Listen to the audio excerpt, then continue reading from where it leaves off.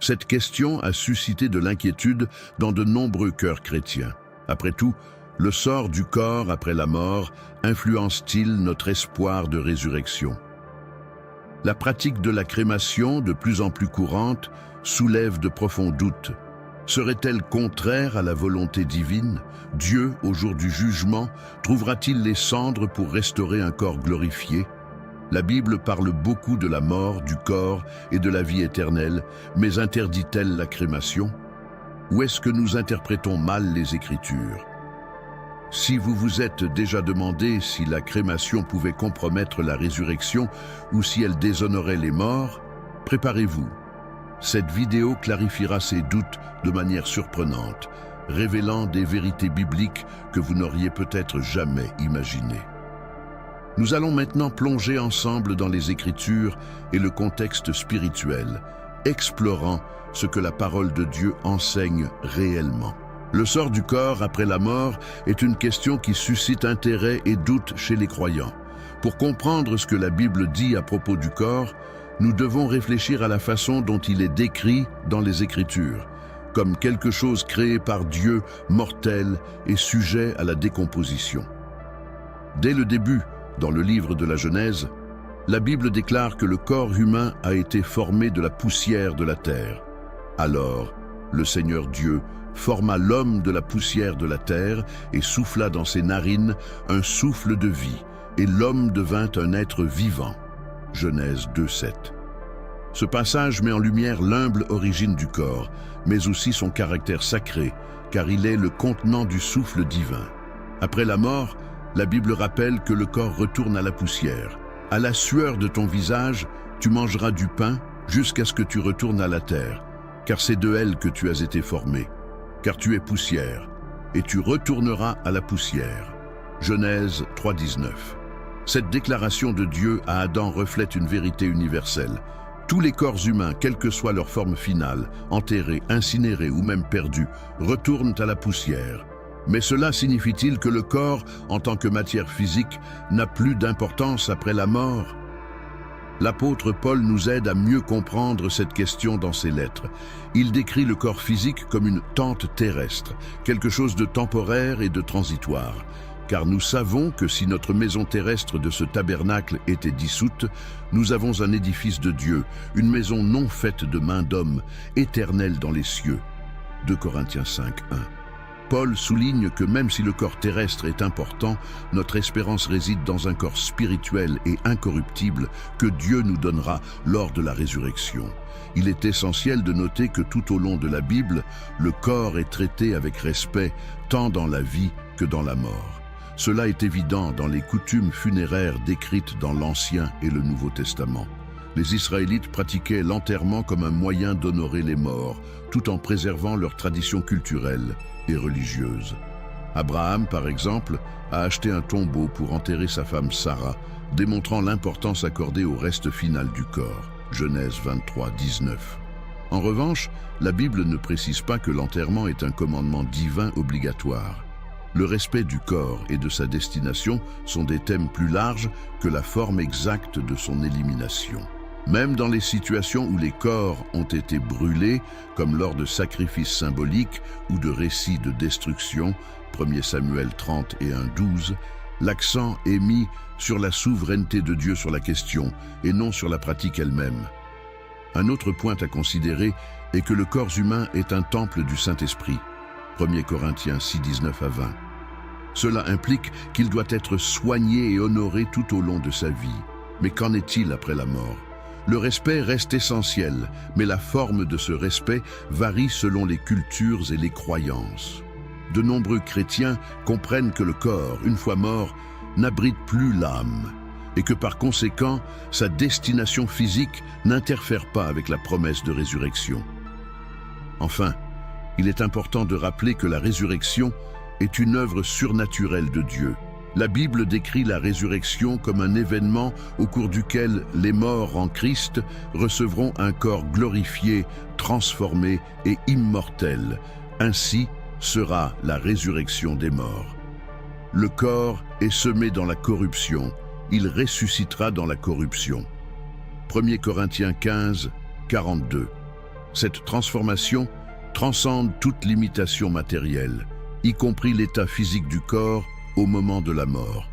Par conséquent, lorsque nous examinons ce que dit la Bible au sujet du corps après la mort, nous réalisons qu'il est valorisé et honoré, mais que l'essence de la promesse divine est au-delà de la matière. L'accent est mis sur notre espérance en la résurrection et dans la vie éternelle, en faisant confiance à la puissance de Dieu qui est capable de restaurer et de transformer ce qui a été créé à partir de la poussière. L'une des questions les plus fréquentes parmi les chrétiens est de savoir si la Bible établit des règles spécifiques sur la manière dont le corps doit être traité après la mort. La pratique de l'inhumation est largement mentionnée dans les Écritures, mais cela signifie-t-il que la crémation est interdite? Pour répondre à cette question, nous devons examiner la Bible et le contexte historico-culturel de ces récits. Dans l'Ancien Testament, l'enterrement était la manière la plus courante de disposer des corps. Des exemples tels qu'Abraham, qui a acheté une grotte pour enterrer sa femme Sarah, Genèse 23, 19, et Jacob, qui a été ramené à Canaan pour être enterré à côté de ses ancêtres, Genèse 49, 29, 31, démontrent l'importance accordée à l'enterrement dans le cadre du deuil et de l'honneur des morts. Cependant, dans aucun de ces passages, il n'y a d'ordre divin faisant de l'enterrement un commandement obligatoire.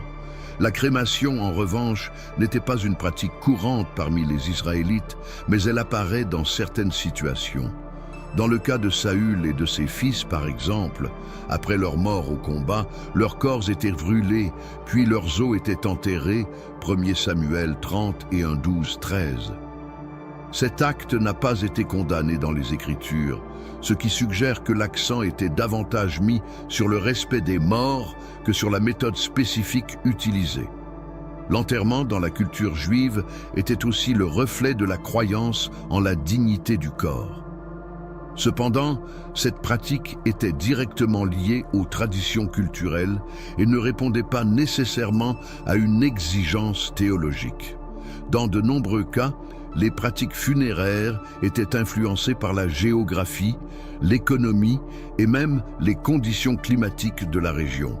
Par exemple, dans les régions désertiques comme Canaan, enterrer le corps était plus pratique que l'incinérer. Dans le Nouveau Testament, nous trouvons également des références à l'enterrement, comme dans le cas de Jésus-Christ. Il a été enterré dans un tombeau en pierre appartenant à Joseph d'Arimathie, Matthieu 27, 59 à 60. Cet acte reflétait les coutumes de l'époque et le respect du corps du Christ. Mais encore une fois, rien n'indique que cela établisse une règle absolue pour les chrétiens. La question de la crémation gagne en pertinence à l'ère moderne, en partie parce que les pratiques culturelles ont évolué. De nombreuses personnes considèrent la crémation comme une alternative pratique et économique, en particulier dans les zones densément peuplées où les terrains de sépulture sont limités. Pour certains, cette décision est aussi une question environnementale. Théologiquement, l'argument selon lequel la crémation pourrait empêcher la résurrection ne trouve aucun soutien biblique. Dieu, étant tout-puissant, ne dépend pas de l'état physique du corps pour opérer la résurrection. La promesse divine transcende les limites matérielles. La Bible déclare clairement, le Seigneur lui-même donnera des ordres avec la voix d'un archange et avec la trompette de Dieu, et les morts en Christ ressusciteront premièrement. 1 Thessaloniciens 4,16. Cela inclut ceux dont les corps ont été détruits par le temps, la crémation ou d'autres facteurs. Par conséquent, lorsque nous demandons s'il existe une pratique biblique relative au traitement du corps après la mort, la réponse n'est pas dogmatique. L'inhumation était largement pratiquée pour des raisons culturelles, mais la Bible n'interdit pas la crémation et ne précise pas que ce choix affecte la résurrection. Pour le chrétien, l'accent doit être mis sur la foi en Dieu et en sa souveraineté, car la vie éternelle ne dépend pas de l'état du corps physique, mais de la rédemption promise en Christ. Cette compréhension nous donne la liberté de prendre des décisions concernant la crémation ou l'enterrement en fonction de nos croyances personnelles, de nos valeurs culturelles et des circonstances pratiques. Quel que soit le choix, le plus important est d'honorer la mémoire des morts et de croire en l'espérance de la résurrection et de la vie éternelle que la Bible garantit à tous ceux qui croient. L'un des doutes les plus courants parmi les chrétiens est de savoir si Dieu a besoin du corps physique intact pour accomplir la résurrection promise. Cette question se pose surtout quand on pense aux crémations, aux accidents ou aux corps complètement détériorés avec le temps. La Bible présente cependant une vision qui nous amène à comprendre la souveraineté de Dieu sur toute la création et la puissance illimitée de ses œuvres. Pour commencer, il est essentiel de comprendre que la résurrection est décrite dans la Bible comme un acte surnaturel. L'apôtre Paul explique clairement, ainsi en est-il de la résurrection des morts. Le corps est semé dans la corruption, il ressuscitera dans la corruption. 1 Corinthiens 15, 42. Ce passage souligne que le corps physique, sujet à la dégradation et à la mort, sera transformé en un corps incorruptible, glorifié et éternel. Ici, l'accent est mis sur la transformation plutôt que sur la préservation du corps physique originel. Dieu, étant le créateur de toutes choses, n'est pas limité par l'état physique du corps humain. Il est capable de faire exister ce qui a déjà cessé d'exister. Cette vérité est réaffirmée dans plusieurs passages de l'Écriture. Par exemple, dans la vallée des ossements desséchés, décrite dans Ézéchiel 37, Dieu redonne vie à une armée d'ossements dispersés. La vision d'Ézéchiel illustre non seulement la puissance réparatrice de Dieu, mais sert également de symbole d'espoir dans la résurrection future. Ainsi parle le Seigneur Dieu. Voici, j'ouvrirai vos tombeaux et je vous ferai sortir de vos tombeaux, ô mon peuple. Ézéchiel 37, 12. De plus, la Bible ne décrit pas la résurrection comme un processus dépendant de conditions physiques parfaites. Pensez aux martyrs de la foi, dont les corps ont été brûlés, déchirés ou dévorés par des animaux. Dieu ne parviendrait-il pas à les ressusciter à cause de l'état physique de leur corps? Absolument pas. La promesse de la résurrection est universelle et ne dépend pas de la méthode ou de l'état de disposition du corps. Un autre exemple puissant est celui du Christ lui-même. Après sa mort, Jésus a été enterré dans un tombeau. Mais le troisième jour, il est ressuscité dans un corps glorifié. Bien qu'il ait gardé des marques de clous et de lances sur son corps comme témoignage, Jean 20, 27, son état physique a été complètement transformé. Cela montre que la résurrection transcende le corps physique tel que nous le connaissons. La science moderne renforce également cette compréhension, puisque nous savons que les éléments chimiques du corps humain se dispersent déjà naturellement dans l'environnement au fil du temps. Même enterré, un corps ne reste pas intact pour toujours. Il se désintègre et fait partie du cycle naturel de la Terre. Cependant, la Bible indique clairement que Dieu ne dépend pas de la matière physique pour accomplir ses desseins. Il est l'auteur de la vie qui a donné naissance à l'univers à partir du néant. C'est par la foi que nous comprenons que l'univers a été formé par la parole de Dieu, de sorte que ce qu'on voit n'a pas été fait de ce qui est visible. Hébreux 11, 3. Cette souveraineté absolue de Dieu nous donne l'assurance que la résurrection n'est pas limitée par les pratiques humaines ou l'état du corps. Que ce soit par la crémation, l'enterrement ou toute autre méthode, la promesse divine reste ferme. L'apôtre Paul nous rappelle également que notre corps glorifié sera quelque chose que nous n'avons jamais connu auparavant. Il est semé corps naturel, il ressuscitera corps spirituel. 1 Corinthiens 15, 44. Ce corps spirituel transcende la matière physique et sera libre de toute corruption ou fragilité. Dieu n'a donc pas besoin d'un corps physique intact pour ressusciter quelqu'un. Sa puissance est infinie et sa promesse est fidèle. La chose la plus importante pour un chrétien n'est pas l'état du corps, mais la foi en l'œuvre rédemptrice du Christ qui garantit la vie éternelle à tous ceux qui croient. Que ce soit sous forme de cendres, de poussière ou sous toute autre forme, notre espérance est fixée dans la résurrection et la puissance transformatrice de Dieu, capable de rendre toutes choses nouvelles. L'expression « de la poussière nous sommes sortis et à la poussière nous retournons » est l'une des déclarations les plus connues de la Bible et porte une profonde signification spirituelle. Cela apparaît pour la première fois dans Genèse 3,19, lorsque Dieu parla à Adam après le péché originel: « À la sueur de ton visage, tu mangeras du pain jusqu'à ce que tu retournes à terre, car c'est d'elle que tu as été pris, car tu es poussière, et tu retourneras à la poussière. » Cette phrase n'est pas seulement un rappel de la mortalité humaine, mais aussi un symbole puissant de la relation humaine avec Dieu, la création et le cycle de la vie. La poussière, ou terre, représente l'humilité de la condition humaine. Dans Genèse 2,7, nous voyons que Dieu a créé l'homme à partir de la poussière du sol et lui a insufflé le souffle de vie, le transformant en un être vivant. Cela indique que, par lui-même, le corps humain n'a pas de vie. C'est l'Esprit de Dieu qui l'anime. L'origine de l'homme dans la poussière démontre sa dépendance totale à l'égard de Dieu pour exister. De plus, le retour à la poussière après la mort symbolise la fugacité de la vie terrestre et la continuité du cycle naturel de la création. Ce concept est renforcé dans d'autres passages bibliques. Le livre de Job, par exemple, réfléchit sur la fragilité humaine lorsqu'il déclare « Nu, je suis sorti du ventre de ma mère, et nu je reviendrai. L'Éternel a donné, et l'Éternel a repris. » Job 1er, 21. Ici, l'idée du retour à la poussière est présentée comme une manière de reconnaître la souveraineté de Dieu sur la vie et la mort. Dans Ecclésiaste 3,20, nous lisons « Tout le monde va au même endroit. Ils sortent tous de la poussière et ils retourneront à la poussière. » Cette vision reflète l'universalité de la mort et le destin commun de toute l'humanité. Le symbolisme de la poussière apparaît également dans la pratique du deuil et du repentir.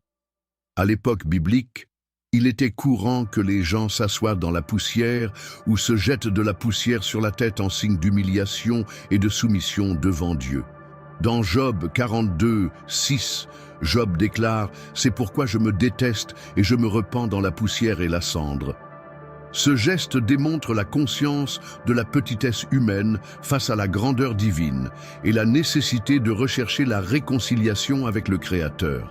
D'un point de vue théologique, la poussière représente non seulement la mort, mais aussi l'espoir du renouveau. La promesse de la résurrection est un message central des Écritures. La poussière, bien que symbole de mortalité, est aussi le point de départ de l'œuvre rédemptrice de Dieu. La vision de la vallée des ossements desséchés dans Ézéchiel 37 en est un exemple poétique et puissant. Dieu est capable de redonner la vie même à ceux qui sont déjà réduits en poussière. Cela réaffirme que, même dans la mort, l'espérance de la vie éternelle demeure vivante. De plus, la symbolique de la poussière nous rappelle l'égalité fondamentale entre tous les êtres humains. Quel que soit leur statut, leur richesse ou leur pouvoir, ils reviennent tous au même élément de base. Ce message est particulièrement pertinent dans un monde où les divisions sociales et les inégalités sont si criantes. La Bible nous enseigne que, devant Dieu, nous sommes tous égaux, faits de la même substance et soumis à la même destinée. À l'ère moderne où la crémation est devenue une pratique courante, la symbolique de la poussière prend un nouveau sens. Lorsqu'un corps est incinéré, il devient littéralement poussière, accomplissant littéralement la déclaration de la Genèse. Pour de nombreux chrétiens, cette pratique ne diminue en rien la signification spirituelle du retour à la poussière. Au contraire, cela renforce la vérité biblique selon laquelle le corps physique est temporaire, mais l'âme est éternelle. En fin de compte, l'expression « de la poussière nous sommes sortis et à la poussière nous retournons » est un appel à la réflexion. Elle nous invite à nous souvenir de la fragilité de la vie, à valoriser notre dépendance à l'égard de Dieu et à garder espoir dans la promesse de la résurrection.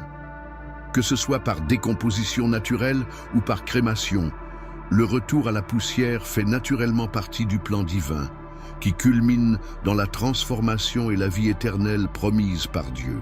La résurrection des morts est un thème central de la foi chrétienne et est profondément enraciné dans la promesse de la puissance illimitée de Dieu.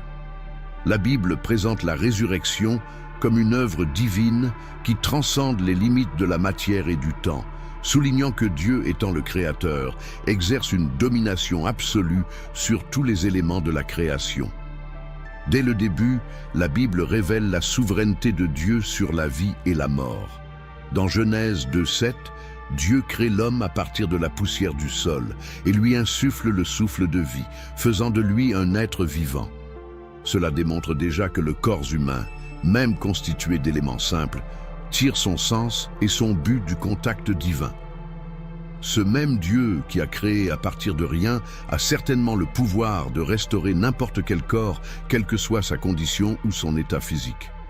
La vision de la vallée des ossements desséchés, rapportée dans Ézéchiel 37, est l'une des images les plus frappantes de cette vérité. Dieu emmène le prophète dans une vallée pleine d'os et, par sa parole, fait que les os s'unissent, se revêtent de chair et reviennent à la vie. Cet épisode n'est pas seulement un récit époustouflant, mais aussi un puissant témoignage de la capacité de Dieu à transformer les morts en quelque chose de complètement nouveau. Même si une situation semble irréversible, Dieu est capable d'agir. Dans le Nouveau Testament, la résurrection de Jésus-Christ est le plus grand témoignage de cette puissance illimitée. Après sa mort sur la croix, Jésus a été placé dans un tombeau, mais le troisième jour, il est ressuscité, vainquant la mort et le péché. Cet événement démontre non seulement l'autorité divine, mais sert également de base à l'espoir chrétien que tous ceux qui croient seront également ressuscités. Paul renforce cette vérité dans 1 Corinthiens 15, 42 à 44, en déclarant que le corps ressuscité sera incorruptible, glorieux et immortel, ce qui est hors de portée humaine, mais parfaitement possible pour Dieu. La promesse de la résurrection ne se limite pas aux conditions terrestres. De nombreux corps, au fil des siècles, ont été détruits par des accidents, des guerres, des crémations ou des décompositions naturelles. Cependant, la Bible ne nous enseigne pas que Dieu dépend de l'intégrité du corps physique pour accomplir la résurrection. Il est capable de restaurer n'importe qui parce qu'il connaît chaque partie de sa création. Le psaume 139 nous rappelle que Dieu nous a formés dans le ventre de notre mère et qu'il sait tout de nous. Cette vérité élimine toute préoccupation concernant les limitations physiques ou matérielles. L'apôtre Paul décrit la résurrection comme un mystère et une transformation. En un instant, en un clin d'œil, à la dernière trompette, la trompette sonnera et les morts ressusciteront incorruptibles et nous serons changés. 1 Corinthiens 15, 52. Il souligne ici que le corps physique sera transformé en un corps spirituel, apte pour l'éternité avec Dieu. Cette transformation ne dépend pas de la façon dont le corps a été traité après la mort, mais de la puissance de Dieu de renouveler toutes choses. La résurrection indique également la restauration complète de la création. Tout comme Dieu ramènera les morts à la vie, il promet également de renouveler les cieux et la terre. Cela montre que la résurrection n'est pas seulement un événement individuel, mais qu'elle fait partie d'un plan plus vaste visant à redonner à chaque chose son objectif initial. Compte tenu de cette promesse, les chrétiens sont appelés à vivre avec espérance, en faisant confiance à la puissance de Dieu et à la fidélité de ses promesses. La résurrection ne dépend pas des pratiques humaines, mais de la grâce divine.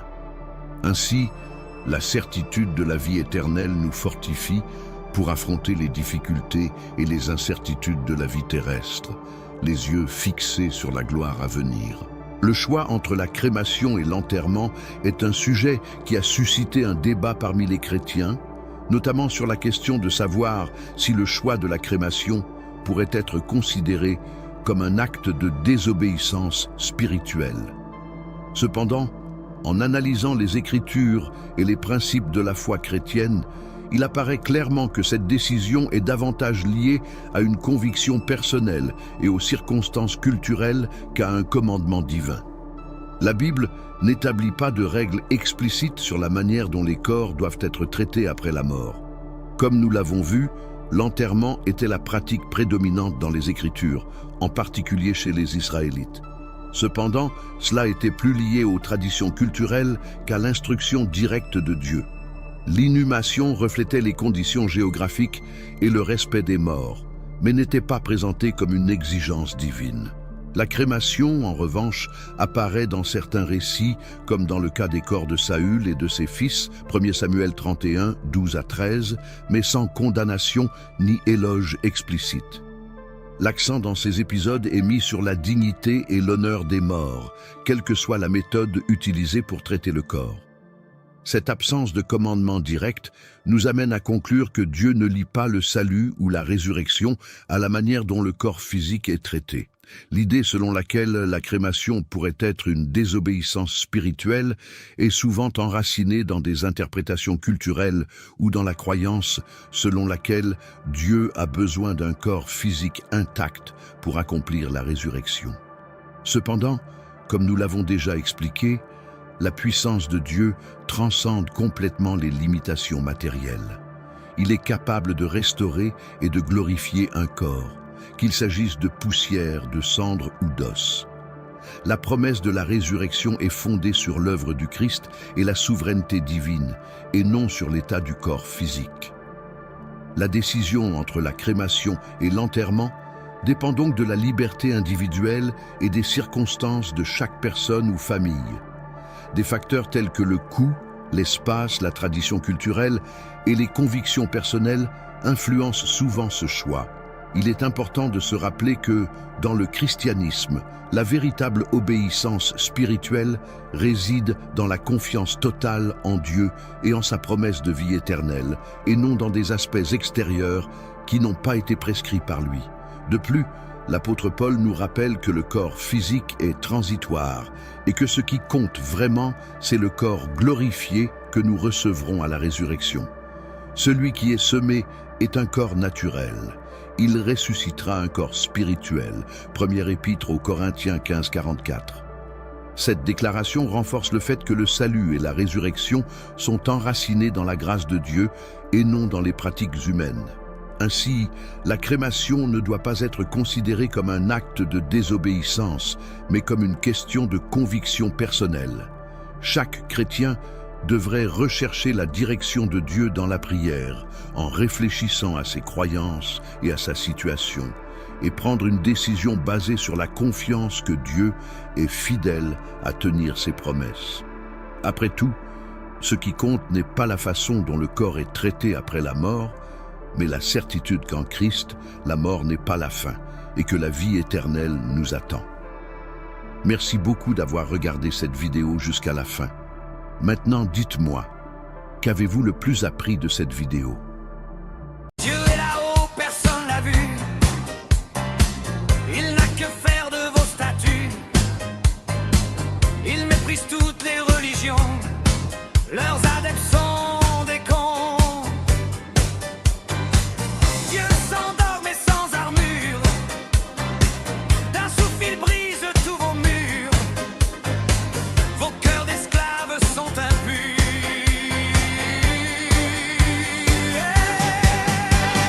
Dieu est laïque et sans drapeau. Pas de Bible, pas de troupeau. Il est seul au-dessus des étoiles. Dieu est laïque, c'est idéal.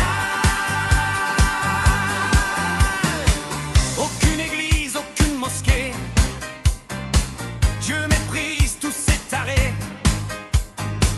Dieu préfère garder le silence, libre des chaînes de l'arrogance. Dieu tourne le dos à vos idoles, vos cultes pourris, vos idées folles. Loin de vos synagogues qui puent, loin de vous, loin des barbus. Pas besoin de genoux au sol, il préfère un cœur qui s'envole. Dieu est laïque et sans drapeau. Pas de Bible, pas de troupeau. Il est seul au-dessus